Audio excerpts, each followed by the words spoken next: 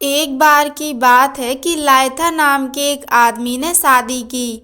कुछ दिनों बाद उसको पता चला कि उसकी पत्नी माँ बनने वाली थी। तो यह सुनकर लायथा बहुत खुश हुआ। उन लोगों का चावल का खेत था, सो वे लोग वहीं काम करते थे। लायथा की पत्नी भी वहीं काम करती थी। एक दिन लायथा की पत्नी जब खेत पर काम करने जा रही थी तो उसका बच्चा उसके पेट में से ही बोला, माँ, आज बहुत तेज बारिश होने वाली है। पानी से बचने के लिए तुम खजूर का एक पत्ता साथ लेती जाओ। माँ बोली, तुम तो अभी मेरे पेट के अंदर ही हो, तुम्हें बारिश का क्या पता। उसने बच्चे की बातों पर ध्यान नहीं दिया और वह खेत पर काम करने चली गई। वहां पहुंचने के बाद तो इतनी जोर की बारिश हुई कि वह तो वहां सारी की सारी भीग गई। उसको यह सोचकर बड़ा आश्चर्य हुआ कि उसके पेट में बच्चे को कैसे पता चला कि आज इतनी जोर की बारिश आने वाली है। अगले दिन जब वह फिर खेत जाने के लिए तैयार हुई तो वह बच्चा फिर बोला, माँ, आज बहुत गर्म होने वाला है, खेत पर अपने साथ पानी ले जाओ पीने के लिए। पर माँ ने फिर वही जवाब दिया, कल तो कितनी तेज बारिश हुई थी और आज तुम गर्मी के बारे में बता रहे हो। तुम मौसम के बारे में इतना सब कैसे जानते हो? तुम तो अभी मेरे पेट के अंदर ही हो। और वह खेतों को पीने का पानी लिए बिना ही चली गई, बल्कि वह खजूर का एक पत्ता साथ में ले गई। पर खेतों पर पहुंचने पर वह खजूर का पत्ता तो काम नहीं आया, क्योंकि उस दिन वाकई बहुत गर्म था। पर हाँ, क्योंकि वह पानी साथ में लेकर नहीं गई थी, इसलिए वह घर प्यासी जरूर लौटी। कुछ दिनों बाद वह बच्चा पैदा हुआ। उसका नाम रखा गया नर। खेतों पर इस समय फसल पक चुकी थी, उसकी कटाई हो रही थी, सो दोनों पति पत्नी खेत काटने में लगे हुए थे। वे नर को कहाँ छोड़ते, इसलिए वे उसको अपने साथ ही खेतों पर ले जाते थे। खेत पर ही उनका एक छोटा सा घर था। उसके बरामदे में वे उसको लिटा देते थे और खुद खेतों में काम करते रहते थे। एक दिन नर ने अपने ऊपर एक पतंग उड़ती हुई देखी। वह रो रही थी। उसको रोते देखकर नर ने उससे पूछा, ओ पतंग, तुम क्यों रो रही हो? क्या आज बहुत बारिश होने वाली है या फिर आज का दिन बहुत गर्म होने वाला है? नर के माता पिता ने, जो थोड़ी ही दूर पर काम कर रहे थे, किसी आदमी के बात करने की आवाज़ सुनी तो उनको लगा कि घर में कोई आदमी है जो बोल रहा है। सो नर का पिता जोर से बोला, कौन है? थोड़ा शांत रहो, इतनी जोर से मत बोलो, मेरा बेटा जाग जाएगा। पर बच्चे ने पतंग से अपना सवाल फिर से किया तो पिता को फिर से बात करने की आवाज़ सुनाई दी। वह फिर बोला, कौन है हमारे घर में जो इतना शोर मचा रहा है? मैं कह रहा हूँ कि शांत हो जाओ, और वह है कि सुनता ही नहीं। इतना कहते कहते वह घर की ओर दबे पांव बढ़ा कि देखूं तो वहाँ कौन है। पर वहाँ जाकर उसे सिवाय अपने बच्चे के और कोई भी दिखाई नहीं दिया। उसने सोचा कि या तो उसको कुछ वहम हो गया था और वहाँ कोई था ही नहीं, और अगर वहाँ कोई था भी तो लगता है कि वह भाग गया। अगले दिन नर ने पतंग से फिर बात की तो नर के पिता ने फिर किसी के बात करने की आवाज़ सुनी। अब की बार वह घर की तरफ दबे पांव बढ़ा कि देखूं तो सही कौन है। पर वहां जाकर उसने देखा कि वहां तो उसका अपना बच्चा ही बात कर रहा था। यह देखकर उसको बहुत दुख हुआ और उसे डर लगा कि एक दिन उसका बेटा उसकी सारी जादुई ताकतें उससे ले लेगा, क्योंकि वह तो खुद ही एक बहुत अच्छा जादूगर था। सो इससे बचने के लिए उसने नर की जीभ का एक छोटा सा टुकड़ा काट लिया। लाइथा ने अपना जादू अपनी पीठ पर बने एक घूमड़ में रखा हुआ था, जो उसके कंधे की हड्डी के बिल्कुल नीचे था। नर जब 12 साल का हो गया तो वह चिड़ियों का शिकार करने लायक हो गया था। एक दिन वह एक गली से जा रहा था कि वहाँ उसने एक लड़की को बैठे कपड़ा बुनते हुए देखा। उसने उसको छेड़ना शुरू कर दिया। उसने उस लड़की की कपड़ा बुनने की शटल फेंक दी। यह सब उस लड़की को अच्छा नहीं लगा। लड़की बोली, मुझे तंग मत करो।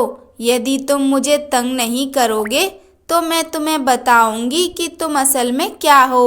नर ने उसको तंग करना बंद कर दिया और उससे पूछा, अब बताओ मैं असल में क्या हूँ। वह लड़की बोली, तुम्हारे पिता ने बचपन में ही तुम्हारी जीभ में से एक टुकड़ा काट लिया था ताकि वह तुम्हारा जादू ले सकें। नर तुरंत ही घर गया और पेट के दर्द का बहाना बनाकर पड़ गया। उसके पिता ने उसके ऊपर बहुत से जादू किए, पर उसका कोई जादू उसके पेट के दर्द पर काम नहीं कर सका। फिर नर ने अपने पिता से कहा कि यदि वह उसको अपनी पीठ पर बिठाकर थोड़ी देर घुमा दे तो शायद उसके पेट का दर्द ठीक हो जाए। उसके पिता ने उसको उठा तो लिया, पर इस डर से कि कहीं वह उसका जादू ना चुरा ले, उसको अपनी जांघ पर बिठाकर घुमाने लगा। पर इससे तो नर का काम नहीं बनता था। सो वह बोला, पिताजी मुझे थोड़ा सा और ऊपर की तरफ कर लीजिए। अब की बार उसके पिता ने उसको अपने सिर से भी ऊंचा कर लिया। नर फिर बोला, पिताजी अब मैं बहुत ऊपर हो गया, थोड़ा सा और नीचे। आखिर उसके पिता ने उसको अपने कंधे पर बिठा लिया। जैसे ही वह पिता के कंधे पर बैठा, उसने पिता के घूमड़ में काट लिया और उस काटे हुए हिस्से को सारा का सारा निगल गया। हालांकि उसके पिता ने उससे बहुत कहा कि कम से कम वह थोड़ा सा जादू तो उसके लिए छोड़ दे, पर उसने जवाब दिया, पिताजी अब तो मैंने वह सारा का सारा निगल लिया। जब नर और बड़ा हो गया तो उसने अपनी अक्लमंदी और ताकत को जांचना चाहा। सो एक दिन उसने अपने पिता से कहा, पिताजी आपको क्या लगता है, सूअर के ज़्यादा पैसे मिलेंगे या चाव के? उसके पिता ने कहा, इसमें भी कोई पूछने की बात है, सूअर के पैसे ज़्यादा मिलेंगे। देखते हैं, कहकर यह बताने के लिए कि चाव के पैसे ज़्यादा मिलेंगे, वह चाव बेचने के लिए चला गया और अपने पिता को सूअर बेचने के लिए भेज दिया। लोगों ने सूअर खरीदने की तो हिम्मत नहीं की, पर चाव क्योंकि सभी खाते थे, इसलिए उसे हर आदमी थोड़ा थोड़ा लेना चाहता था। इस तरह चाव तो जल्दी खत्म हो गया, पर उसके पिता का सूअर नहीं बिका। नर ने अपने पिता से पूछा, पिताजी आप ठीक थे या मैं? उसके पिता ने जवाब दिया, बेटा तुम ही ठीक थे, तुम तो टोसो हो। तुम तो जब अपनी माँ के पेट में थे तुम तभी से बहुत अक्लमंद हो। कुछ दिन बाद नर ने अपने पिता से पूछा, पिताजी अगर एक हिरन और एक चूहा दोनों सड़क पर भागे जा रहे हो तो लोग किसका पीछा करेंगे, हिरन का या चूहे का? उसके पिता ने तुरंत जवाब दिया, यह भी कोई पूछने की बात है, लोग हिरन का पीछा करेंगे। नर ने अपने पिता को फिर से गलत साबित करने के लिए खुद तो एक चूहा सड़क पर छोड़ दिया और अपने पिता से एक हिरन छुड़वा दिया। जैसे ही हिरन को छोड़ा गया वह तो तुरंत ही भाग गया, मगर जब चूहा छोड़ा गया तो उसे सबने देखा। वे सब उसके पीछे दौड़े, उसको पकड़ा और उसको मार दिया। इस प्रकार नर ने यह फिर से साबित कर दिया कि वह सही था और उसका पिता गलत था। नर के पिता ने उसे फिर से वही जवाब दिया जो उसने उसे पहले दिया था। नर अब बहुत होशियार जादूगर हो गया था और अब वह किसी से डरता भी नहीं था। एक दिन नर का पिता एक गांव के सरदार नसाईपो से मिलने गया। नसाईपो भी एक बहुत बड़ा और होशियार जादूगर था। जब नर का पिता नसाईपो के पास पहुंचा तो नसाईपो ने उससे पूछा, तुम यहाँ तक मौत की नदी पार करके आए हो, है ना? नर के पिता ने कहा, हाँ मैं मौत की नदी पार करके आया हूँ। इसके बाद नसाईपो ने बियर खोली, उसमें से उसने खुद भी ली और नर के पिता को भी दी। जैसे ही नर के पिता ने बियर चखी वह मर गया। नसाईपो ने उस बियर को नर के पिता को देने से पहले ही उसके ऊपर जादू कर दिया था। नर ने जब यह सुना कि नसाईपो ने उसके पिता को मार डाला तो वह बहुत गुस्सा हो गया और उसने नसाईपो से बदला लेने का विचार किया। वह नसाईपो के गांव चल दिया। नसाईपो ने नर को अपने घर की तरफ आते देख लिया था तो उसने अपने जादुओं को बुलाया और उनको खाने पर पूरे घर में और घर के दरवाजे पर तैनात कर दिया ताकि नर उसको कोई नुकसान ना पहुंचा सके। नर भी होशियार था, उसने भी यह सब दूर से ही देख लिया था। नसाईपो अपने घर के बाहर पहरा दे रहा था सो नर एक चूहा बन गया और रात के समय नसाईपो के घर में एक छेद से होकर घुस गया। वह एक भट्टी के पास जाकर निकला और वहां जाकर वह फिर से आदमी बन गया। थोड़ी देर में नसाईपो अपने घर के अंदर आया तो नर को घर के अंदर देखकर हैरान रह गया। उसने पूछा, तुम यहाँ अंदर कैसे आए? क्या मौत की नदी से होकर? नर बोला, नहीं, मैं तो जिंदगी की नदी से होकर तुम्हारे घर चावल और मांस खाने आया हूँ। नसाईपो ने उसका स्वागत किया और अगले दिन सुबह नर के आने की खुशी में बियर की एक दावत दी। उसने नर की बियर की नली में, जिससे वह बियर पीने वाला था, एक बड़ा सा सांप घुसा दिया। नर को भी पता चल गया था कि उसकी बियर पीने वाली नली में एक सांप है सो उसने नसाईपो को सामने वाले दो पहाड़ों की तरफ देखने के लिए कहा जो आपस में लड़ते से दिखाई दे रहे थे। जब नसाईपो उधर देख रहा था तो उसने खुद चील बनकर उस नली में से सांप को बाहर निकालकर फेंक दिया और वह फिर से नर बनकर बैठ गया। उसने अपनी बियर पीनी शुरू कर दी और नसाईपो की बियर पर जादू डाल दिया। नसाईपो ने अपनी बियर पी तो उसके होंठ बियर पीने वाली नली से चिपक गए और उसका पेट बियर के बर्तन से चिपक गया। अब तो वह हिल भी नहीं सकता था। थोड़ी देर में ही वह मर गया। नर ने उसका सारा सामान लिया, उसके सारे दास लिए और घर वापस गया। एक बार नर मछली पकड़ने के लिए नदी पर गया। वहां उसने मछली पकड़ने के लिए नदी के ऊपर की तरफ जाल फेंका तो उसका जाल एक चीता आदमी के जाल में फंस गया, क्योंकि उस समय चीता आदमी ने भी अपना मछली पकड़ने वाला जाल नदी में फेंक रखा था। वह उसने नदी के नीचे की तरफ फेंका था। नर ने चीता आदमी को मारना चाहा और चीता आदमी ने नर को खाना चाहा, पर दोनों ही अपनी अपनी कोशिशों में नाकामयाब रहे। दोनों ने एक दूसरे के नाम पूछे। नर ने बताया कि उसका नाम नर था और चीता आदमी ने बताया कि उसका नाम क्याथ्यू था। दोनों दोस्त बन गए और दोस्ती के तौर पर उन्होंने अपनी अपनी पकड़ी हुई मछलियां एक दूसरे से बदल लीं।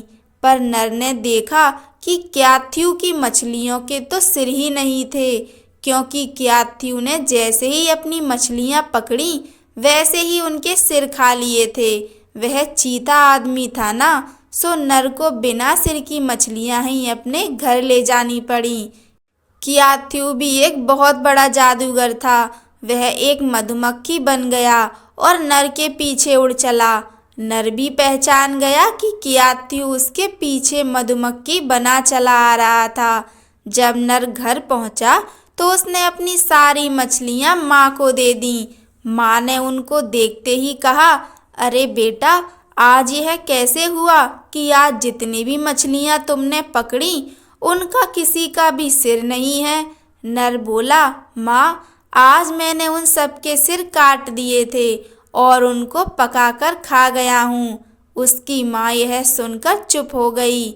जब क्याथ्यू ने देखा कि नर ने अपनी माँ को सच बात नहीं बताई कि वह एक चीता आदमी का दोस्त बन गया था, तो वह बहुत खुश हुआ और मन ही मन नर की तारीफ करते हुए अपने घर चला गया। क्याथ्यू नर से बहुत खुश था। सो एक दिन उसने नर को कहलवाया कि वह उससे मिलना चाहता था और वह बहुत खुश होगा अगर वह उसके पास आकर कुछ दिन उसके पास ही ठहरे। नर ने भी क्याथू को कहला भेजा कि वह जरूर आएगा और उसको अपने आने का दिन भी बता दिया। क्याथू के गांव के सारे लोग चीता आदमी थे, इसलिए उसने उन लोगों से कह दिया कि उसका एक दोस्त उससे मिलने आ रहा था, इसलिए वे सब आदमियों की शक्ल में दिखाई देने चाहिए, चीते की शक्ल में नहीं। नर अपने बताए दिन पर क्याथू के गांव आ पहुंचा। नर ने आते ही पहला सवाल क्याथू से यह पूछा, मेरे दोस्त, तुम्हारे माता पिता कहाँ हैं? क्याथू ने उसको टालने के लिए कहा, मेरे माता पिता बहुत गरीब हैं और वे इस लायक नहीं हैं कि उनसे मिला जाए। नर बोला, ऐसा नहीं हो सकता कि किसी के भी माता पिता, चाहे वे कितने भी गरीब क्यों ना हो, कि वे मिलने के लायक ना हो। तुम मुझे उनसे मिलाओ, मुझे उनसे मिलकर बहुत खुशी होगी। जब नर ने बहुत जिद की तो क्याथू ने नर को बता दिया कि वे कहाँ थे और फिर वह उसको उनसे मिलाने ले गया। वे एक टोकरी में बैठे थे। नर ने उनको जब टोकरी में देखा तो वहाँ तो दो चीते बैठे हुए थे। उन्होंने तुरंत ही नर को काटने की कोशिश की तो तुरंत ही नर ने कहा, तुम्हारे माता पिता कितने सुंदर हैं क्याथू। यह सुनकर क्याथू के माता पिता बहुत खुश हुए और तुरंत ही एक आदमी और एक औरत के रूप में आकर नर के साथ बैठ गए। नर ने उनको कुछ कपड़े दिए और उन लोगों ने नर के लिए एक दावत का इंतजाम किया। नर के आदर में और उसके आने की खुशी में एक सूअर भी मारा गया। क्याथू के पास एक पेड़ था जिस पर बजाय फल और फूल लगने के बहुत सारे तरह के मोती लगते थे। उसने नर को वह पेड़ दिखाते हुए कहा कि वह उस पेड़ पर से जितने जी चाहे मोती ले सकता था। नर ने 10 थैले मोती से भर लिए और फिर उनको अपने जादू के जोर से थोड़े से मोतियों में बदलकर उनको अपने तम्बाकू वाले डिब्बे में रख लिया ताकि उनको ले जाने में आसानी हो। नर क्याथू के पास 5 दिन रहा और फिर घर वापस आ गया। नर के वहां से चलने से पहले क्याथू ने उसको सावधान कर दिया था कि जब वह घर जाए तो रास्ते में 5 दिन तक कहीं ना रुके।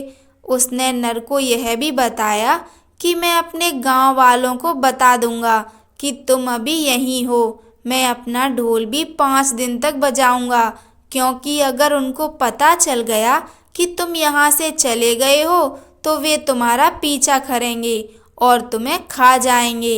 नर ने उसको उसकी इस सलाह के लिए धन्यवाद दिया और अपने घर चल दिया।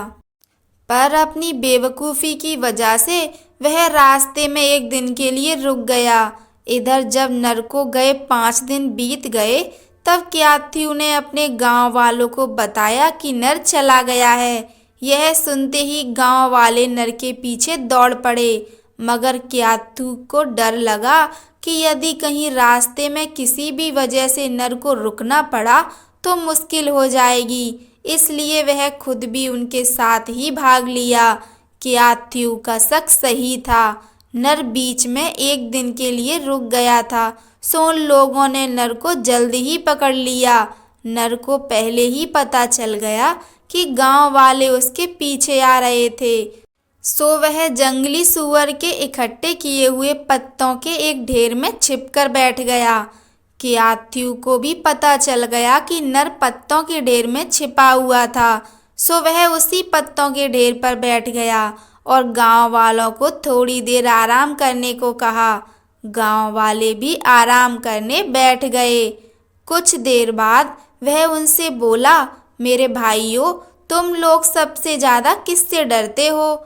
गांव वाले बोले, हम वही सोचते हैं जो तुम सोचते हो और हम भी सबसे ज़्यादा उसी से डरते हैं जिससे तुम डरते हो। क्याथू बोला, मैं अपनी बात बताऊं तुम्हें, मुझे लगता है कि मैं तो सबसे ज़्यादा बादल से डरता हूँ। यदि बादल मेरे चारों तरफ आ जाएं, तो मैं तो बहुत ही डर जाऊं। और जिस पत्ते के ढेर पर मैं बैठा हूँ, यदि उसमें से कोई बहुत जोर की आवाज़ आ जाए, तब तो मैं बहुत ही डर जाऊं। नर यह सब बातें सुन रहा था। उसने अपने जादू से चारों तरफ बादल फैला दिए और जितनी जोर से वह चिल्ला सकता था, उतनी जोर से वह चिल्ला दिया। चारों तरफ बादल देखकर और वह जोर की आवाज़ सुनकर सारे चीता आदमी डर के मारे वहां से भाग लिए। केवल केयाथू रह गया। केयाथू ने तो उनसे यह सब केवल इसलिए कहा था ताकि वे लोग वहां से भाग जाएं, सो वे भाग गए। उनके जाने के बाद केयाथू ने नर से कहा, तुमने यह क्या बेवकूफ़ी की कि तुम रास्ते में रुक गए। नर बोला, हाँ वाकई यह मेरी बेवकूफ़ी थी, मुझे माफ़ कर दो। फिर वह अपने घर वापस आ गया। उसने अपने उन थोड़े से मोतियों को 10 थैले मोतियों में बदल लिया और काफ़ी सारे मोती उसने अपने दोस्तों में बांट दिए।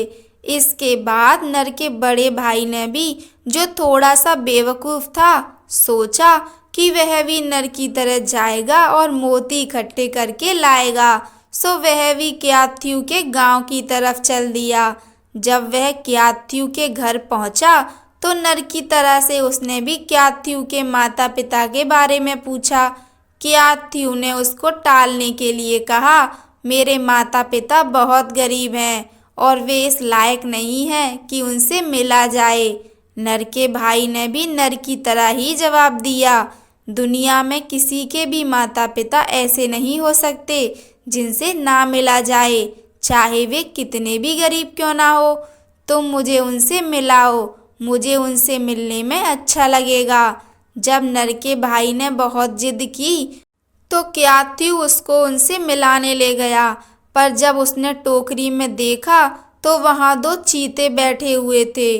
उनको देखकर वह डर गया और बोला, मुझे तो डर लगता है। केयाथू के माता पिता ने नर के भाई को झूठ मूठ काटने का बहाना किया, पर यह सोचकर कि वह एक बेवकूफ़ है, उसे माफ़ कर दिया। केयाथू ने नर के भाई को भी अपना वह पेड़ दिखाया, जिस पर बजाय फल और फूलों के कई तरह के मोती आते थे, और उससे कहा कि वह उस पेड़ पर से जितने चाहे मोती ले ले। नर के भाई ने उस पेड़ पर से जितने मोती वह आसानी से ले जा सकता था, उतने मोती लेकर जाने को तैयार हुआ। केयाथू ने उससे भी कहा, तुम सीधे घर जाना, रास्ते में कहीं रुकना नहीं, नहीं तो मेरे गांव वाले जो चीते हैं तुम्हारा पीछा करेंगे और तुम्हें खा जाएंगे। मैं 5 दिन तक ढोल बजाऊंगा और उस बीच में तुम अपने घर ठीक से पहुंच जाओगे। सुनकर नर का भाई अपने घर चला गया, पर वह बेवकूफ़ रास्ते में 2 दिन रुका, इसलिए कि वह मोतियों को एक साथ रखने के लिए धागा ढूंढता रहा। 5 दिन के बाद केयाथू के गांव वालों ने उसका पीछा किया और उसको पकड़ लिया और खा लिया। केयाथू ने गांव वालों से कहा, तुमने मेरे दोस्त नर के भाई को खाया, अब नर बहुत गुस्सा होगा, तुम उसको उगल दो। सारे चीतों ने मिलकर केयाथू का कहना माना और नर के भाई को उगल दिया। केयाथू ने उसके शरीर के सारे टुकड़े जमा करके जोड़ दिए, पर उसके शरीर का एक टुकड़ा एक बूढ़े चीते की दाढ़ में फंसा रह गया। उस टुकड़े को वह किसी तरह भी नहीं निकाल सका, इसलिए नर के भाई का शरीर पूरा नहीं हो सका और उसकी एक बगल में एक छेद रह गया। उस छेद को उन्होंने मधुमक्खी का मोम भरकर पूरा कर दिया और उसको घर भेज दिया। नर का भाई जब घर पहुंचा, तो उसने नर से कहा, देखो मैं भी थोड़े से मोती ले आया हूँ। पर नर ने कहा, नहीं भाई, यह तुम नहीं हो, यह तो तुम्हारी लाश है जो घर वापस आई है, क्योंकि चीतों ने तो तुम्हें खा ही लिया था। नर के भाई ने कहा, नहीं, यह झूठ है, मैं तो अभी जिंदा हूँ, मुझे क्यों मरना चाहिए। नर बोला, यदि तुम मेरी बात नहीं मानते तो तुम अपनी बगल देखो, उसमें मधुमक्खी का मोम भरा है। अगर तुम इस मोम को निकाल दोगे तो जिंदा नहीं रहोगे। नर के भाई ने जैसे ही वह मोम अपनी बगल से निकाला कि वह मरा हुआ जमीन पर गिर गया। नर अपने भाई की मौत पर बहुत गुस्सा था। उसने क्याथ्यू से पूछा, तुमने मेरे भाई को क्यों मारा? अब हमको लड़ना पड़ेगा। क्याथ्यू ने जवाब दिया, मैंने कुछ नहीं किया। मैंने तो उसको मोती भी दिए, उसको ठीक से रखा भी।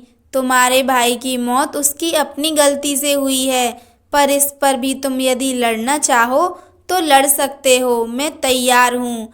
लड़ने से पहले दोनों ने आपस में यह तय किया कि लड़ाई में जो भी मरेगा, दूसरा आदमी उसके सिर को ट्रॉफी की तरह से अपने घर के बरामदे में नहीं लगाएगा। हाँ, वह अपने शत्रु के ऊपर जीतने की रस्म जरूर पूरी कर सकता है। और इस प्रकार वे दोनों लड़ने के लिए तैयार हो गए। क्याथ्यू नर को नहीं देख पा रहा था और नर क्याथ्यू को नहीं देख पा रहा था। सो नर ने अपनी मोम की एक मूर्ति बनाई और उसको खेत में बने एक घर के चबूतरे पर रख दिया।